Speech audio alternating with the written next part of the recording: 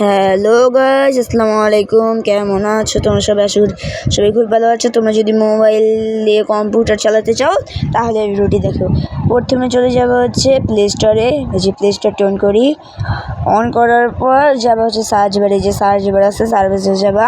Search বারে যাওয়ার পর লিখবা Win7 সিমু। দ্বারা আমি লিখি এই যে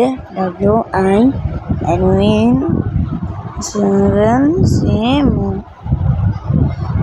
সরি 6 পরে আছে, 7-এর জায়গায় এটা দিন। যে 7 দিয়ে সার্চ করি।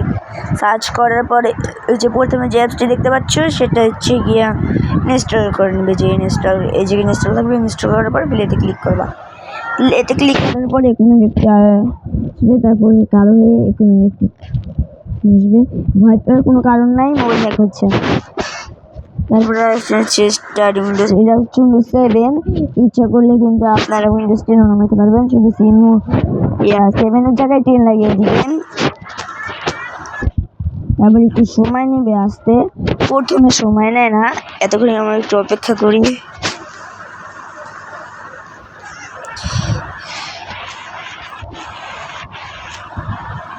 এই জায়গায় দেখতে পাচ্ছেন চলে আসছে।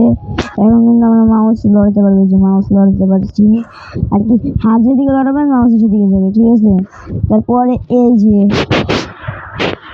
ছবিটা জীবনে থাকবে, এই জায়গাটা ক্লিক করবেন মাউসটাই দিয়ে, ঠিক আছে। আর কি টাচ ক্লিক করবেন, মাউসটা শুধু ওই জায়গায় যাবে। ক্লিক করার পর তোমার আসবে। তারপরে এই যে কম্পিউটার চালু হয়ে গেছে, ঠিক আছে। এই জায়গায় ভয় পাওয়ার কোনো কারণে আপনারা বের হতে পারবেন। সারা জীবনের জন্য কম্পিউটার হচ্ছে না। তারপরে কীভাবে কুমড়া নামাবেন, তারপরে স্টার্ট বাটনে ক্লিক করার পর ওই যুক্ত করুন। আর যদি না থাকে সার্চ করে নেবেন। তারপরে ব্যাক করি। ভিডিওটি যদি ভালো লাগে লাইক করবেন, কমেন্ট করবেন, শেয়ার করবেন এবং ভালো লাগে সাবস্ক্রাইব করবেন। আসসালামু আলাইকুম।